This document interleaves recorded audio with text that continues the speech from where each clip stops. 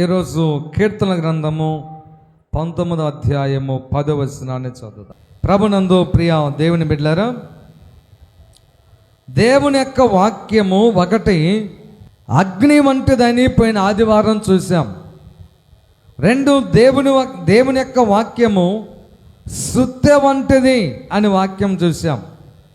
మూడు, దేవుని యొక్క వాక్యము వర్షము లాంటిది. వర్షం ఏ రీతిగా భూమి మీద కురిసినప్పుడు పంట ఇచ్చే ఆ వర్షము తన పని ఎలాగైతే కర్తవ్యాన్ని నెరవేరుస్తుందో, నా యొక్క వాక్యం ఎవరి హృదయంలో నిలిచి ఉన్నప్పటికీ కూడా వ్యర్థముగా తిరిగి రాదని దేవుడు చెప్తా ఉన్నాడు. అలాగే హిమము అంటే పండేటువంటి ఆ పంట కోసమై మనం వేసిన ఎరువులు అవన్నీ కూడా సకాలమున పంటకు అన్వయించబట్టానికి ఆ యొక్క హేమము సమయోచితమైన సహాయములాగా పంటకు ఉపయోగపడుతూ ఉంటుంది. హల్లెలూయా, స్తోత్రం చెప్పండి ఒకసారి.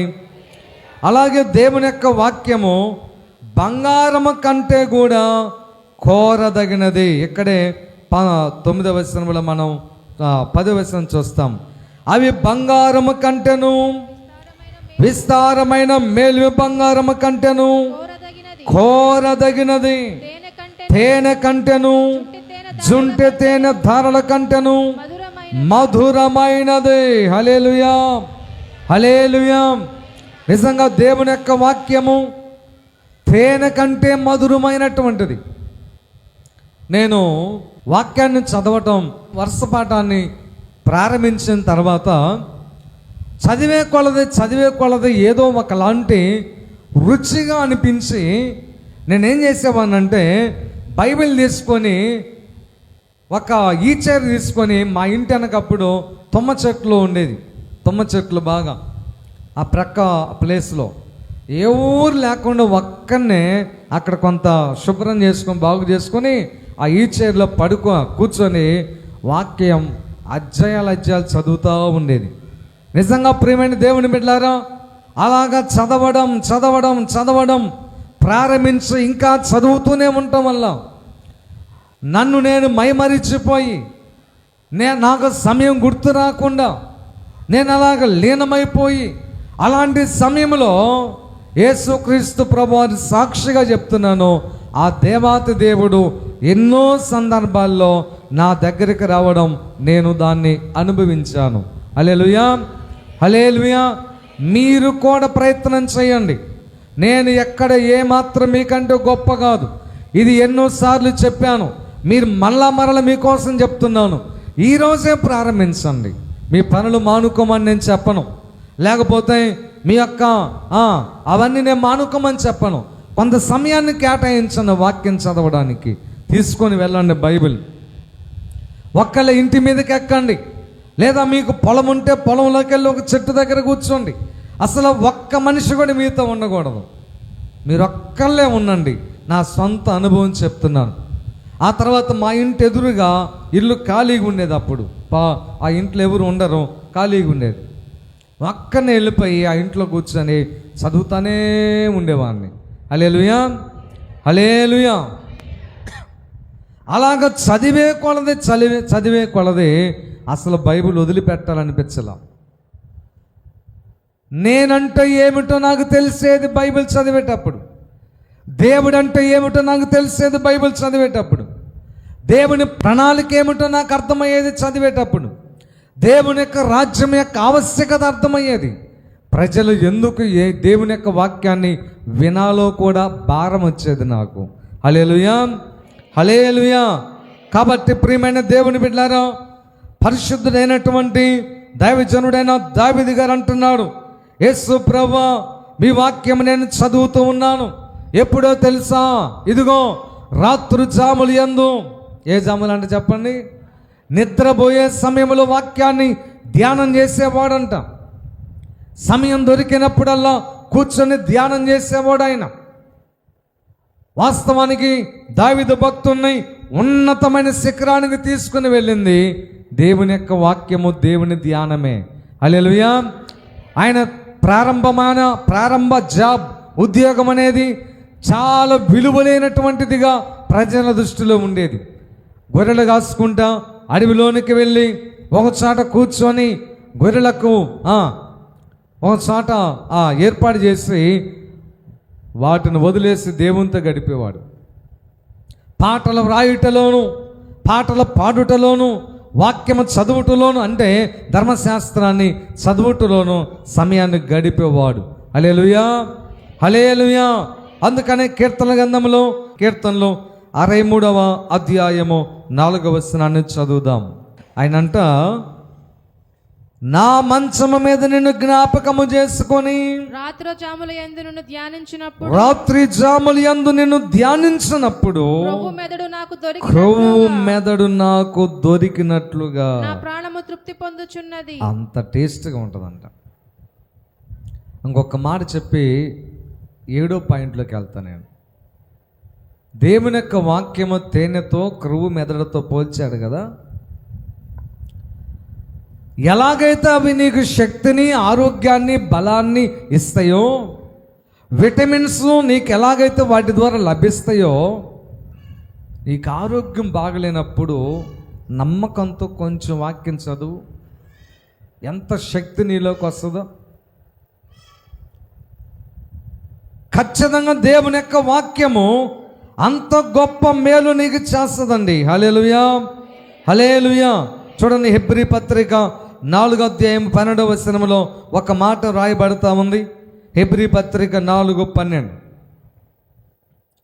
ఎందుకనగా దేవుని వాక్యము సజీవమై బలము గలదై రెండంచులు గల ఎటువంటి ఖడ్గము కంటే వాడిగా ఉండి ప్రాణము, ఆత్మను, కీళ్లను, మూలగను.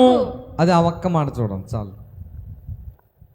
దేవుని వాక్యము తేనె లాంటిది కాబట్టి ఆ వాక్యాన్ని వినేటప్పుడు, చదివేటప్పుడు అది ప్రాణములోకి వెళ్తుంది. ప్రాణం అనగా రక్తము. హల్లెలూయా. వాక్యము రక్తములోకి వెళ్తుంది. రెండోది ఆత్మ అనగా నీ యొక్క హృదయములోనికి వెళ్ళి దేవుని జీవాత్మ హృదయంలో ఉన్నది కాబట్టి ఆ జీవాత్మకు కావలసిన పౌష్టిక ఆహారాన్ని లభిస్తుంది, అందిస్తుంది. హల్లెలూయా. అక్కడే మూడోది ప్రాణ, ఆత్మ, కీళ్ళు. చూసారా, మీరందరూ నొప్పులతో బాధపడుతూ ఉన్నారు. నిజంగా సంపూర్ణంగా స్వస్థత రాదు అని చెప్పను, ఖచ్చితంగా వస్తుంది అని కూడా చెప్పను. అది మిమ్మల్ని బట్టే ఉంటుంది. హల్లెలూయా. కీళ్ళలోకి దేవుని వాక్యము వెళ్ళిపోతూ ఉంటుంది. ఒక చిన్న ఉదాహరణ నేను చెప్తాను. నేను ఇప్పటికి చాలాసార్లు చెప్పాను, మళ్ళీ చెప్తున్నాను. నేను ఒకరోజు ఏకాంత ప్రార్థనకి వెళ్ళాను. నాకు ఒక బాల్యకాలపు మిత్రుడు, ఒక అబ్బాయి ఉన్నాడు. వాడికి అప్పుడప్పుడే ఒక ప్రాబ్లం వచ్చింది. అది మీకు చెప్పకూడదు, చెప్పేది కాదు. ప్రాబ్లం వచ్చింది, నన్ను కలిశాడు. అరే ఇలా ఉందరా, ఏం చేయాలంటే, సరే నీకు విశ్వాసం ఉంటే దేవుని వాక్యం మీద, ప్రభువు మీద నేను ఏకాంత ప్రార్థనకి వెళ్తాను, పలానా చోట ఉంటా అన్నాను. వాడు ఎదుక్కుంటూ వచ్చాడు, నాతో వచ్చాడు, తర్వాత వచ్చాడు గుర్తులేదు, మొత్తానికి వచ్చాడు. నేను బాగా మండుతా ఉన్నాను, వాక్యం చదువుతా, ప్రభువుతో ఉంటూ ఏకాంత ప్రార్థన ఒక మంటలాగా ఉంటుంది. మంటలాగా మండుతూ ఉండేవాడిని. ఆ సమయంలో కూర్చొని నేను అన్నాను, అబ్బాయి నువ్వేం చేయొద్దు, నేను వాక్యం చెప్తా ఉంటాను, నువ్వు విను అంతే, పక్క చూడొద్దు, నమ్ము. నేను వాక్యం ముగించి అయిపోయే లోపే నీకు ఆ ప్రాబ్లం సంపూర్ణంగా స్వస్థ వచ్చింది అని చెప్పాను నేను. హల్లెలూయా. ఆ అబ్బాయి ఇప్పటికి బ్రతికే ఉన్నాడు. మీకు సాక్ష్యం కావాలంటే తీసుకొచ్చి నేను చూపిస్తా. మందులు లేదు, మాకులు లేదు, ఒక అదృప మాత్ర లేదు. వాడు విన్నాడు, స్వస్థ వచ్చింది. అప్పుడు వాడికి పెళ్ళి కూడా కాలేదు. ఈరోజు చూసారా, దేవుని వాక్యము ఎవరిలో ఏమి లేదు, చెప్పే నాలో ఏమి లేదు, వినే మీలో కూడా ఏమి లేదు. మీరు ఎలాగ వింటున్నారో వాక్యం అనే దానిలోనూ ఉంది. హల్లెలూయా, హల్లెలూయా. ఎప్పుడన్నా గుర్తుపెట్టుకోనండి, లోకాసు వార్తలో ఒక మాట ఉంది. లోకాసు వార్తలోకి రండి ఒకసారి, నేను మీకు ఒక మాట చూపిస్తా. చాలాసార్లు నేను మీకు చెప్పాను. 8వ అధ్యాయము 15వ వచనం ఒకసారి చదువుదాం. మంచి నేలను పడిన విత్తనం ఎలాంటిదంటే యోగ్యమైన మంచి మనస్సుతో వాక్యం వినాలి. యోగ్యమైన అంటే విమర్శనాత్మకమైన తప్పుబట్టే ధోరణి లేకుండా వాక్యము ద్వారా నేర్చుకోవాలనేటువంటి ఉద్దేశంతో, ఆ వాక్యము ద్వారా బలపరచబడాలి, స్వస్థత పొందాలి, ఏదో కూడా నేర్చుకోవాలనే యోగ్యమైన మనస్సుతో, మంచి మనసుతో వాక్యం విని దానిని అవలంబించి ఓపికతో ఫలించేవాడు. మరి మంచి నేలని విత్తనం ఎలా ఫలించింది చెప్పండి? ఎలా ఫలించింది? 30 అంతలు, 100 అంతలు, 60 అంతలు. మత్తయి సువార్త 13వ అధ్యాయము 8వ వచనం. కొన్ని మంచి నేలను పడి 100 అంతలుగాను 60 అంతలుగాను. చూసారా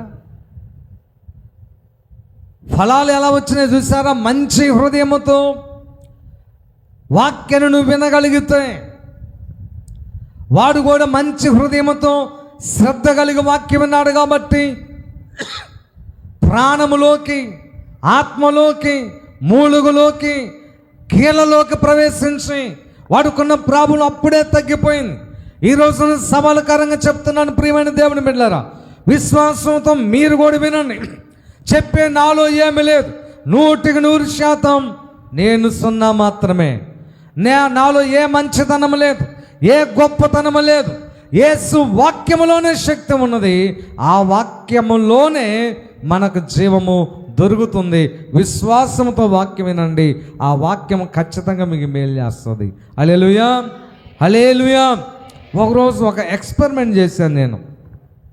ఒక ఎక్స్పెరిమెంట్ ఏంటంటే, నాకు ఉన్నట్టుండి ఒకరోజు బాగలేదు. చాలా సంవత్సరాల క్రితం నేను అనుకున్నాను, వాక్యము జీవము కలిగింది కాబట్టి తెలుగు బైబిల్ చదవకుండా ఇంగ్లీష్ బైబిల్ చదువుతా, చూద్దాం వాక్యంలో జీవం ఉన్నది అని నేను వింటున్నాను కాబట్టి నాకు అర్థమైతేనే జీవం ఉంటుందా, అసలు చదివితేనే జీవం వస్తుందా చూద్దామని. నాకు పూర్తిగా తెలియదు ఇంగ్లీష్ బైబిల్ అంటే. ఎక్కడో కొన్ని తెలుస్తాయి, ఒక 5% తెలుసు.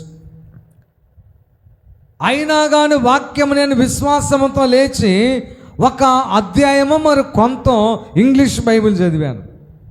చదివేలోకే నాకు అప్పుడప్పుడే శక్తి, ఆరోగ్యము, నెమ్మది, ప్రశాంతత అన్నీ వచ్చేసినాయండి. హల్లెలూయా. నేను చెప్పేదంతా మీరు ప్రయత్నం చేయండి. ఓకేనా? అర్థమవుతుందా? నాది విని అన్న కళ జరిగిందా? అలా కాదు, నీ కళ జరగాల. అర్థమైన స్తోత్రం చెప్పండి. మీరు ప్రయత్నం చేయండి ఇవన్నీ. అందుకనే ప్రియమైన దేవుని బిడ్డలారా, దేవుని వాక్యం ఎలాంటిదంటే తేనె కంటెను, జుంటి తేనె దారల కంటెను మధురమైనది. చూసారా? తేనెలో అన్ని రకాల విటమిన్స్ మనకు దొరుకుతుంది. తేనె వాస్తవానికి చెప్పాలంటే ప్రకృతి దేవుని ద్వారా ప్రకృతి మనకు ప్రసాదించిన ఒక అమృతమే తేనంటే. ఈ లోకంలో నీవు తయారు చేసే ఏ వంట కూడా అంత విలువైనటువంటిది కాదు. తేనెలో నీకు అన్నీ దొరుకుతాయి, అంత మంచిది తేనంటే. వాస్తవానికి తేనె తినే రీతిగా తింటే బలం వస్తుంది, లావు అవుతారు. దానిని మరొక రీతిగా తింటే సన్నగా కూడా అవుతారు. తేనెలో అంత ఉంది. హల్లెలూయా. కాబట్టి ఆ తేనె ఏ రీతిగా అన్ని రకాల పోషకాలు మనకు అందిస్తుందో, ఒక ఆత్మీయ జీవితం బలపరచబడటానికి, కట్టబడటానికి, నీ కుటుంబాన్ని కట్టుకోవడానికి, నిన్ను కట్టుకోవడానికి, నీ వ్యాపార రంగంలో, ఉద్యోగ రంగంలో మెలకువలు సమస్తము కూడా ఈ వాక్యము ద్వారా నీకు దొరుకుతుంది. స్తోత్రం చెప్పండి గట్టిగా. హల్లెలూయా. కీర్తన గ్రంథము 119వ అధ్యాయము 105వ వచనం చదువుదాం. 119, 105. నీ వాక్యము నా పాదములకు దీపమును, నా త్రోవకు వెలుగునై ఉన్నది. నీ విధులను నేను అనుసరించేదనని. దేవుని యొక్క వాక్యం ఎలాంటిదంటే చెప్పండి. నా పాదములకు దీపం అంట. చెప్పాలి గట్టిగా. అయ్యా ఏం చెప్పండి? దీపము. చెప్పాలి. దీపము, లైట్, వెలుగు. అసలు వెలుగు లేకపోతే ఏమైనా ఉందా చెప్పండి. ఒకసారిగా రాత్రుల కరెంటు పోని, గ్యాస్ ఎక్కడ ఉంటుందో నీకు తెలిసిన కానీ గ్యాస్ మీద చేయబెట్టాలంటే నీకు భయమే. ఏ వస్తువు ఎక్కడ ఉంటుందో నీకు కొంత అవగాహన ఉన్నప్పటికీ కూడా చీకట్లో నువ్వు వెళ్ళి అక్కడ చేయబెట్టడానికి నీ గుండె ధైర్యం చాలదు. మీ ఇంట్లో కూడా. ఎందుకంటే చీకటిలో నీకు అంత భయం ఉంటుంది. ఎక్కడ ఏది ఉంటుందో నీకు అర్థం కాదు. స్తోత్రం చెప్పండి ఒకసారి. దేవుని యొక్క వాక్యము దీపము లాంటిది. ప్రియమైన దేవుని బిడ్డలారా, వెలుగు దీపము అనేటువంటిది నీకు మార్గాన్ని చూపిస్తుంది. ఏం చూపిస్తుంది చెప్పండి? చెప్పాలి గట్టిగా, గట్టిగా చెప్పాలి. హల్లెలూయా. ఒక చిన్న మాట నేను మీకు చెప్తాను, మీరు తప్పుగా మీరు తీసుకోవద్దు. శత్రువులు అనేవాళ్ళు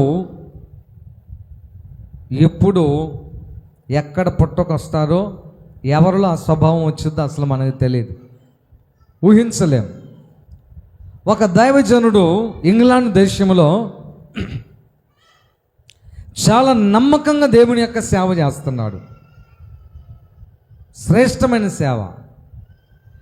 ఎవరో సేవను ఆక్యుపై చేయకుండా ఆయనే సొంతగా సంఘాన్ని కట్టుకొని 10 మంది, 20 మంది, 100 మంది, 200 మంది, 5,000 మందిని సంపాదించాడు.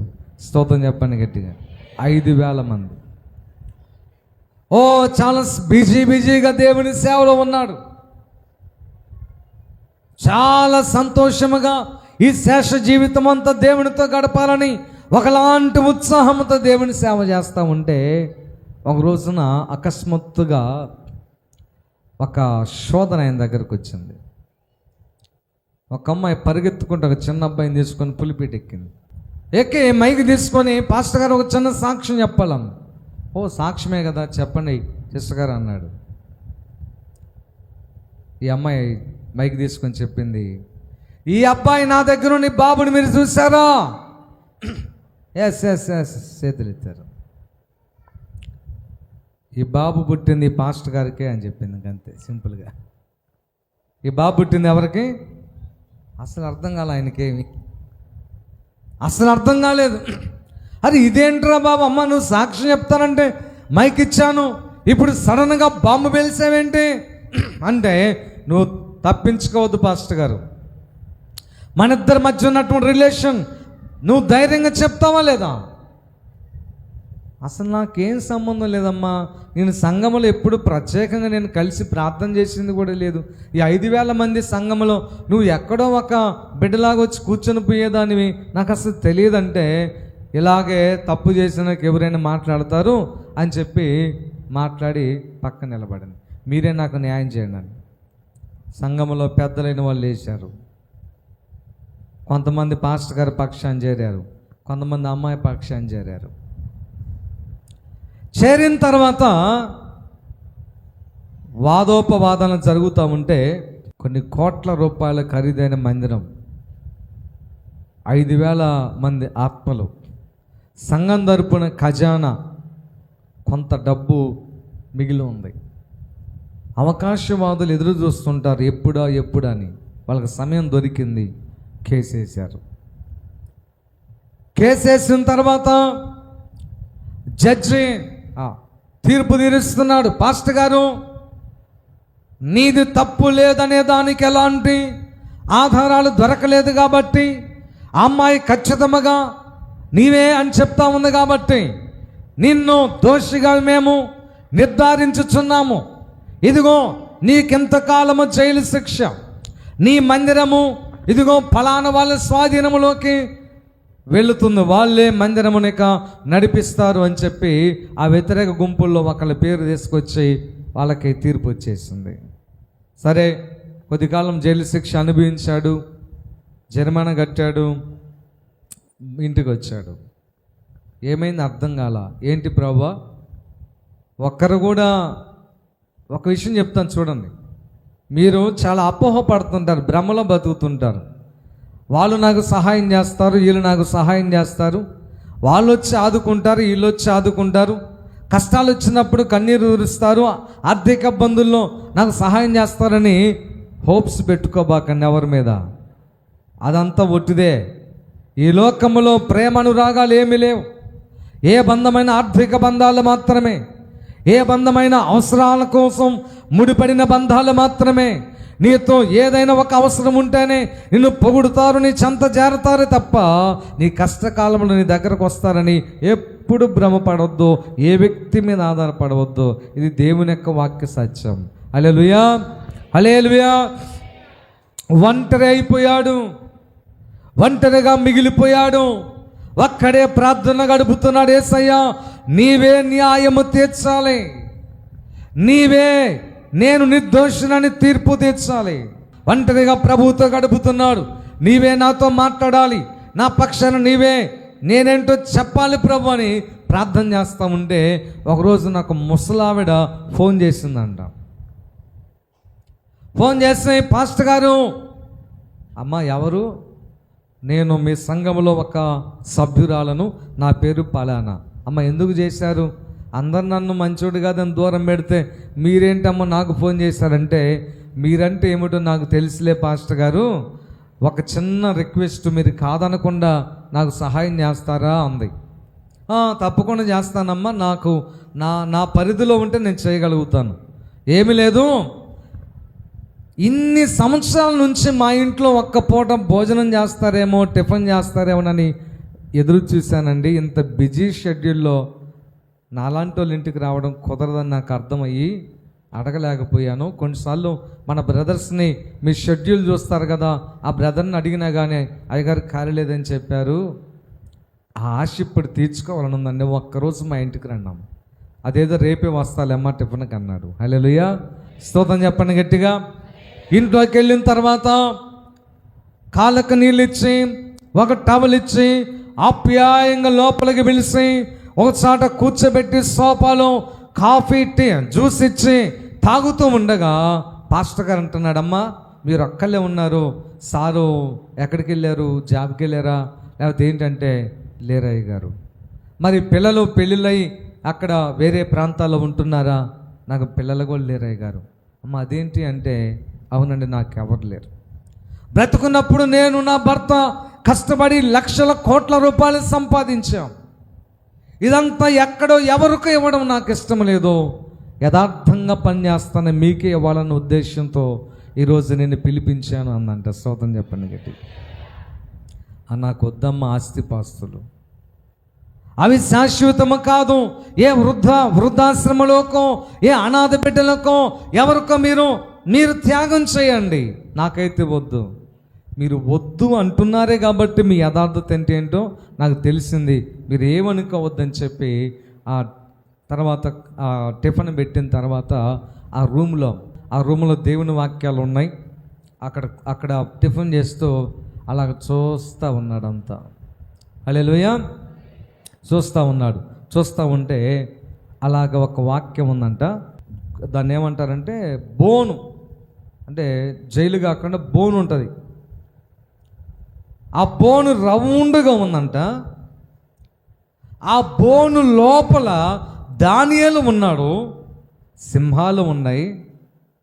బోనికి ఆ పక్క ఈ పక్క ద్వారములు ఉన్నవి, అయితే అవి గడి పెట్టి మూయబడి ఉన్నాయి. ఆ పైన ఒక మాట రాసి ఉందంట. ఏంటో తెలుసా? దానియేలుకు సహాయం అందించేటువంటి ప్రతి ద్వారము మూయబడినది కానీ పై ద్వారం ఎప్పటికీ తెరిచే ఉన్నది అని రాసి ఉందంట. హల్లెలూయా, హల్లెలూయా. ఆ ఒక్క మాట ఆయన పట్టుకుంది. ఆ ఒక్క మాటే, కొన్నిసార్లు ఒక చిన్న మాటే మనల్ని బ్రతికిస్తుంది. మళ్ళీ బ్రతకాలనిపించింది, సాధించాలనిపించింది, క్షమించాలనిపించింది, ఓర్చుకోవాలనిపిస్తూ ఉంటుంది. ఒక చిన్న మాట మనల్ని మార్చేస్తుంది, అంతే, చేంజ్ చేస్తుంది. టిఫిన్ అంతా అయిపోయిన తర్వాత, అయ్యగారు మీరు తీసుకోండి, ఆస్తి అంతా మీరే, నేను చనిపోయినాక ఇదంతా మీకే అని చెప్పి ఆ పత్రాలు ఇచ్చి సంతకం చేసింది. అన్నాడు. అమ్మ, ఈ పత్రాల కంటే కూడా నాకు విలువైంది ఇంకొకటి ఉంది, అది ఇస్తారా అన్నాడు. ఇంతే ఇచ్చిన నేను, మీరు అడిగింది నేను ఎందుకు ఇవ్వకుండా ఉంటాను అయ్య గారు, ఏం కావాలంటే అదిగో ఆ వాల్ పెయింట్ అది నాకు ఇవ్వండి అమ్మా అన్నాడు. తీసుకున్న అయ్య గారు, మీకంటే ఏమో కావాలని చెప్పి శుభ్రంగా తుడిచి ప్యాక్ చేసి పంపించింది. గదిలోకి వెళ్ళాడు, శీలగా తగిలిచ్చాడు, దాన్ని బట్టి ప్రార్థన చేస్తున్నాడు. హల్లెలూయా. యేసయ్యా, ఈ లోకములో అన్ని ద్వారములు మూయబడినను, నాకు సహాయము దొరికే ద్వారములన్నీ మూయబడినను, నన్ను బలపరచడానికి వచ్చే ప్రతి ద్వారము మూయబడినను, సింహాల నోట నుంచి నా ప్రాణములను కాపాడే ఏ ద్వారము కూడా నా కోసము తెరవబడకుండా మూయబడినను, ఆకాశం వైపు నీ సింహాసనం ఉన్నది, నీ సింహాసనం వైపు ఉన్న ద్వారము ఎవరు మూయలేదు కదా ప్రభా. హల్లెలూయా. ఆ ద్వారం ఎప్పుడు తెరిచే ఉంటుంది. నేను నమ్ముతున్నానయ్యా, నీ సింహాసనం వైపు నా చేతులు ఎత్తుచున్నాను, నన్ను క్షమించ, ఇప్పటి వరకు నాకు సహాయం లేదనుకున్నాను, నీవు నా కోసం సహాయం చేయడానికి ద్వారం తెరిచే ఉన్నావని నమ్ముతున్నానని చెప్పి రోజు ప్రార్థన చేస్తున్నాడు. ఆ రోజున పాస్టర్ గారు మార్కెట్కి వెళ్తామన్నాడు. సైకిల్ తీసి పోయినాయి, కారులో పోయినాయి, అన్నీ పోయినాయి. ఎందుకంటే ఏముంది, ఇంకా ఆదాయం లేదు కదా. సైకిల్కి ఒక చిన్న బుట్ట తగిలించుకొని మార్కెట్కి వెళ్తుంటే నింద వేసిన అమ్మాయి కనపడిందంట. తలకాయించుకుని పోతున్నాడు. అమ్మాయి దగ్గరికి వచ్చింది, కాళ్ళ మీద పడింది. ఏంటమ్మా, మళ్ళీ ఏమి కొత్తది సృష్టించావు తల్లి అని అంటా ఉండే పాస్టర్ గారు ఏడుస్తా, లేదు పాస్టర్ గారు, నేను తప్పు చేశాను, మా అమ్మకి మా నాన్నకి తెలియక. ఎవరో ద్వారా పెట్టాను కానీ అది ఎవరి మీద నేరం మోపాలి నాకు అర్థం కాక, పాస్టర్ గారు అయితే అడిగేవాళ్ళు ఉండరని చెప్పి నీ మీద అంతమందిలో నేరం మోపాను. లేకపోతే మా అమ్మ నన్ను పీడిస్తూ ఉంది, చెప్పు చెప్పు చెప్పు అని. ఏం చెప్పాలో అర్థం కాక నీ మీద పెట్టాను, నన్ను క్షమించండి పాస్టర్ గారు. ఆ రోజు నుంచి నాకు నెమ్మది లేదు. ఆ రోజు నుంచి నేను చచ్చిపోదామనిపిస్తూ ఉంది. ఒక మంచి వ్యక్తి మీద నేను ఎందుకు నింద వేశానా, నేను ఎందుకు అలాగ ఆయన జీవితంతో ఆడుకున్నానా, నేను ఎందుకు తన యొక్క భవిష్యత్తు నాశనం చేశానా, నేను ఎందుకు అతను మంచివాడని కానీ కాదని చెప్పి జనాలకు తెలిసేటట్టు చేశానా, నేను నా బ్రతుకు వేస్తూ నేను చచ్చిపోవాలని చెప్పి నాకు నా మీద విరక్తి కలుగుతూ ఉంది. తినబుద్ధి కావట్లేదు, తాగబుద్ధి కావట్లేదు. కాకపోతే అందరి ముందు చెప్తే నన్ను కొట్టి చంపేస్తారని భయంగా ఉంది. ఏం చేయాలో అర్థం కావట్లేదు పాస్టర్ గారు, ఈ సమయం కోసం ఎదురు చూస్తున్నానని ఆ అమ్మాయి చెప్పి గట్టిగా కాళ్ళు పట్టుకుని ఏడ్చిందంట. అమ్మా, ఓకే నువ్వు అన్నావు మంచిదే, నేను నిన్ను క్షమిస్తాను, కానీ పడిన నింద పాదుగా, దానికి నువ్వే ఏదో ఒక మార్గం చేయాలి. ఖచ్చితంగా చేస్తా పాస్టర్ గారు, రేపు ఆదివారం పూట అని చెప్పిందంట. స్తోత్రం చెప్పండి గట్టిగా. ఏ స్టేజ్ మీద నేరం వేసిందో, ఏ స్టేజ్ మీద ఆయన మీద నిందలు వేసి జీవితంతో ఆటలాడుకున్నదో, భవిష్యత్తుతో ఆటలాడుకుందో. చూడండి, ఒక చిన్న మాట అంటాను నేను మీ అందరికీ, చాలాసార్లు చెప్పాను. ఏ వ్యక్తి మీద నీ కోపం ఉంటే, ఏ వ్యక్తి నీకు శత్రువు అని నువ్వు భావిస్తే, ఏ వ్యక్తితోనైనా నీకు విరోధ భావం ఉండి ఆ వ్యక్తికి దూరంగా ఉండాలనుకుంటే ఒకటే, నీ పాటికి నువ్వు వెళ్ళిపోగాని ఆ వ్యక్తి భవిష్యత్తుతో ఆటలాడబాకండి, ఆ వ్యక్తి యొక్క పోషణతో ఆటలాడబాకండి, ఆ వ్యక్తి యొక్క జీవితంతో ఆటలాడబాకండి. అది క్షేమమైతే కాదు. హల్లెలూయా, హల్లెలూయా. ఓకే, శత్రువైతే నీ పాటికి నువ్వు ఉండు, అతనికంటే ఎక్కువ సంపాదించు, అతనికంటే ఎక్కువగా సాధించి నేను చూసి ఈర్ష్యపడేటట్లుగా చేసుకో, అంతేగాని అతని యొక్క పొట్ట మీద కొట్టబాకండి. ఒక్క మాటలు చెప్తున్నాను. హల్లెలూయా. పొట్ట మీద కొట్టవద్దు, క్షేమము కాదు, అది నీ బిడ్డలను కబలించి వేస్తుంది. ప్రియమైన దేవుని బిడ్డలారా, నీ బిడ్డలు, నీ యొక్క బిడ్డలు ఎటు కాకుండా అయిపోతారు. జీవితకాలం అంతా నీ బిడ్డను చూసుకుని నువ్వు ఏడవాలా. పొట్ట మీద కొట్టొద్దు, ఆదాయం మీద కొట్టొద్దు, రాబడి మీద కొట్టొద్దు, ఉద్యోగాల మీద కొట్టొద్దు, వ్యాపారాల మీద కొట్టొద్దు, కుటుంబాల మీద కొట్టొద్దు. ఆ మరుసటి రోజు వచ్చి అమ్మ ఏడ్చుకుంటా స్టేజ్ ఎక్కి చెప్తే విరోధులు అన్నారు, నువ్వు డబ్బు తీసుకొని లంచం తీసుకొని మళ్ళీ ఇలా చెప్తున్నావు, ఎందుకంటే వాళ్ళ చేతుల్లోకి వచ్చింది చర్చి, కష్టపడకుండా. ఇప్పుడు ఎందుకు మళ్ళీ అలాగా? అందుకని చెప్పి అమ్మాయి నివారించడానికి చూశారు. అమ్మాయి గట్టిగా చెప్పింది, బైబిల్ మీద ప్రమాణం చేసి, నిజంగా నాకు పాస్టర్ గారికి ఎలాంటి సంబంధం లేదు, ఏ రోజున నేను తనను ఎప్పుడు కూడా ఇంటికి కూడా పిలవలేదు, ఆహ్వానించలేదు కనీసం, కానీ ఇదంతా కూడా కల్పితమే అని చెప్పిన తర్వాత పోలీసులు దాన్ని యాక్సెప్ట్ కేసు తీసుకొని మళ్ళీ పాస్టర్ గారు నిర్దోషాన్ని తీర్పు తెచ్చి, ఆ తర్వాత ఎవరైతే కేసు పెట్టారో పరువు నష్టం దావా కింద కొన్ని వందల పౌండ్స్ వేశారంట, అంటే లక్షల రూపాయల డబ్బు. హల్లెలూయా. చూసారా ప్రేమని దేవుని బిడ్డలారా? భయపడబాకండి, వాక్యాన్ని నమ్మండి. ఏం నమ్మాలి చెప్పండి? దేవుని యొక్క వాక్యము దీపము, ఎప్పటికైనా నీకు మార్గాన్ని చూపిస్తుంది వాక్యం. నిరాశలో ఉన్న నీ జీవితానికి ఒక వెలుగుని మార్గాన్ని చూపిస్తుంది. నిస్పృహలో ఉన్నటువంటి జీవితానికి దేవుని యొక్క వాక్యము ఒక వెలుగుగా ఒక గొప్ప అవకాశాన్ని నీకు ఇస్తుంది. దేవుని యొక్క వాక్యము వెలుగు. హల్లెలూయా, హల్లెలూయా. ఎంత చీకటిలో ఉన్నా సరే వెలుగు ప్రత్యేకంగానే ఉంటుంది. నీ చుట్టూ ఎంత చీకటి అలుముకున్నా సరే వెలుగైనటువంటి వాక్యము నీకు మార్గమును చూపిస్తూ నిన్ను వెలిగిస్తూనే ఉంటుంది. అర్థమైన వాళ్ళు స్తోత్రం చెప్పండి. మరొక మాట, అది 7వదా? ఈ రోజుకి అది ఎన్నోది? 1 తేనె కంటే మధురమైనటువంటిది, 2 దీపము, 3వది హెబ్రీ పత్రికలు ఎందాక చూసాం కదా, 4:12 చూద్దాం. 4:12 ఎందుకనగా దేవుని వాక్యము సజీవమై బలము గలదై రెండంచుల గల ఎటువంటి హల్లెలూయా. దేవుని వాక్యం ఎలాంటిదంట? రెండంచులు కలిగిన ఖడ్గము. చెప్పాలందరూ అమ్మా, రెండంచులు కలిగినటువంటి ఖడ్గము. వాక్యాన్ని ఎప్పుడు ఒకే టైపులోనే ఆలోచన చేయబాక, మరొక కోణం కూడా వాక్యములో ఉంటుంది.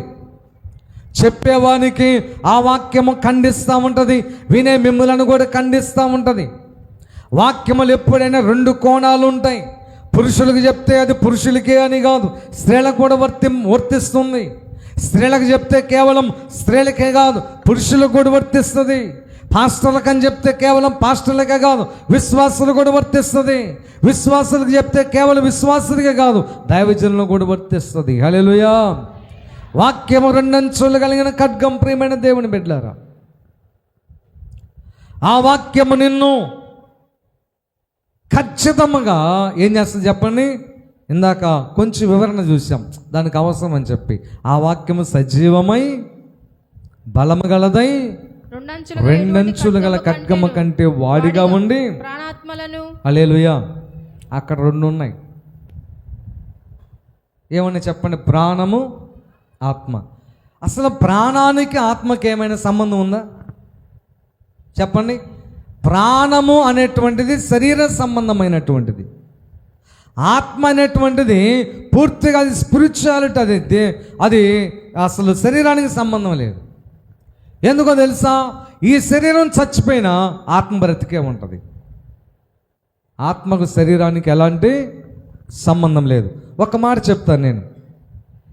దేవుని వాక్యము 2 అంచులు కలిగిన ఖడ్గం అంటే అర్థం ఏమిటంటే, శరీర సంబంధమైనటువంటి స్వస్థత, శరీర సంబంధమైన ఆరోగ్యము, శరీర సంబంధమైనటువంటి ఆ యొక్క జబ్బులు, వాటన్నిటి నుంచి విడుదల ఇవ్వడమే కాకుండా ఆత్మ సంబంధమైనటువంటి ఆ యొక్క పోషణను, బలాన్ని, శక్తిని, సిద్ధపాటును, పరలోకము యొక్క మార్గాన్ని ఆ యొక్క వాక్యము నీలో మార్పు కలుగు చేస్తుంది.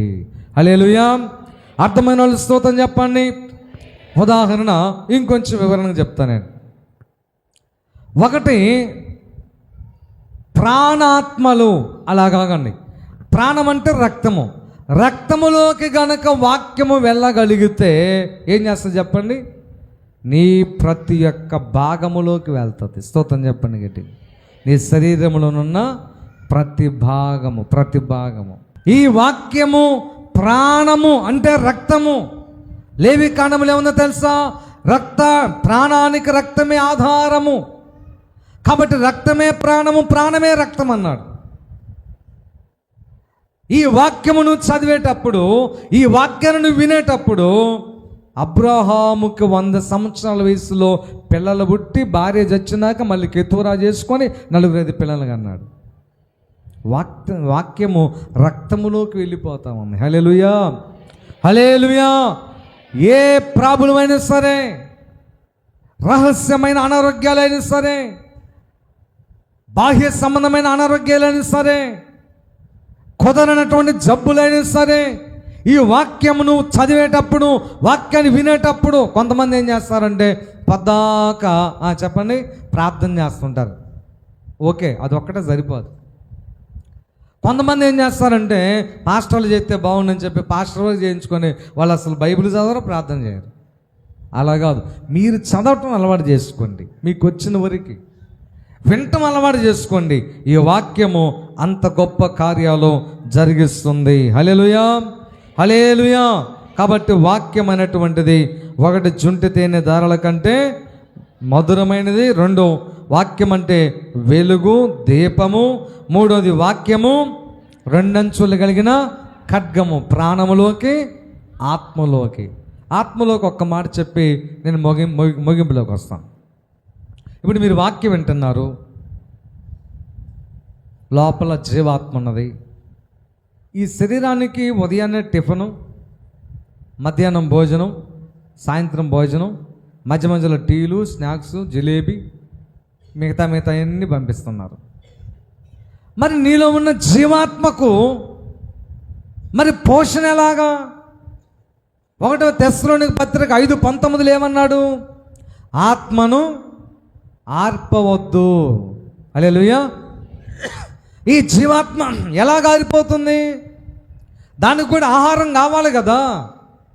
ఆ ఆహారము వాక్యము ద్వారానే నీకు లభిస్తుంది. హల్లెలూయా.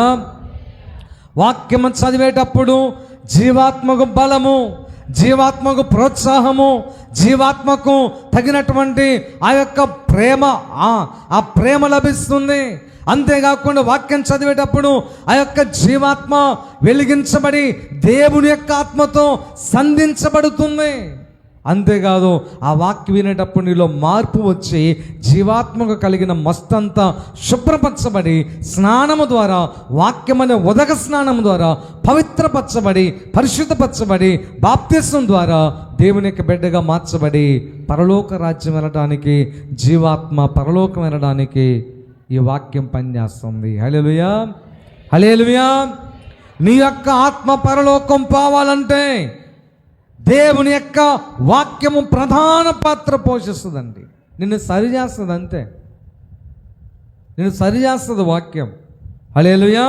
భక్తుడైన దావీదు గారు అన్నాడు, యేసయ్యా నన్ను పరీక్షించుము, పరిశీలించుము, పరిశోధించుము. ఎందుకంట? నా అంతరంద్రియములను పరిశీలన చేయము. ఎందుకంట? అంతే.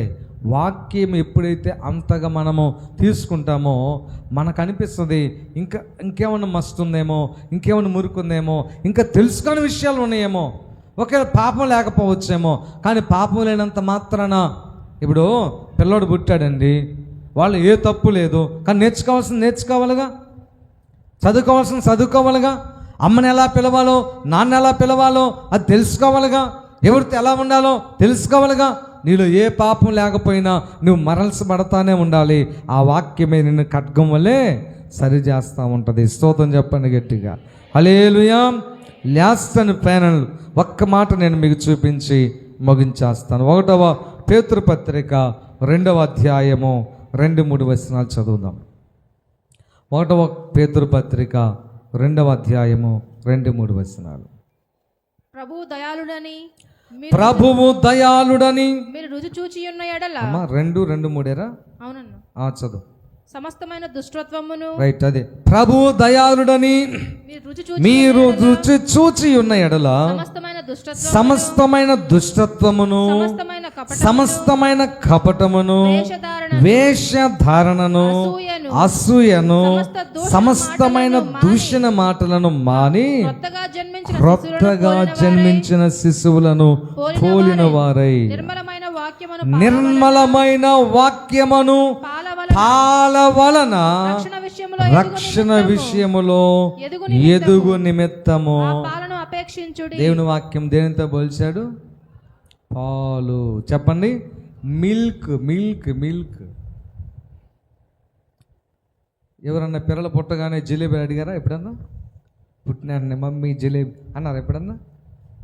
ఏమో నాకు ఇప్పుడు కూడా అలాంటి వాళ్ళు కనపడలే. పిల్లలు పుట్టగానే నువ్వు తొందరగా నష్టపెట్టండి బిలాలో హలాలో అక్కడ బిర్యానీదా అన్నారా ఎప్పుడన్నా? పిల్లలు ఐస్ క్రీమ్ పెడతావా లేదా అన్నారా? నో, అడిగినా మీరు పెట్టరు. ముందే ఏమిస్తారు చెప్పండి? పాలను. ఎందుకు తెలుసా? రక్షణ అనే విషయంలో ఎదుగు నిమిత్తం. ఆత్మ సంబంధమైన నువ్వు కలిగి ఉన్న రక్షణను కొనసాగించుకుంటూ ఆ రక్షణలో ఎదగాలంటే నీకు పాలు ఎలాగా సహాయం చేస్తాయో, తల్లి పాలు కూడా నీవు వయస్సులో ఎదగడానికి, అన్ని అవయవాలకు కావలసిన పోషణ అందడానికి, అన్ని అవయవాలు సరిగ్గా ఎదగడానికి తల్లిపాలు దోహదపడతాయి. హల్లెలూయా. తల్లిపాలు ఏ రీతిగా దోహదపడతాయో ఈ వాక్యం అనే పాలు కూడా నీకు అలాగే సహాయం చేస్తాయి.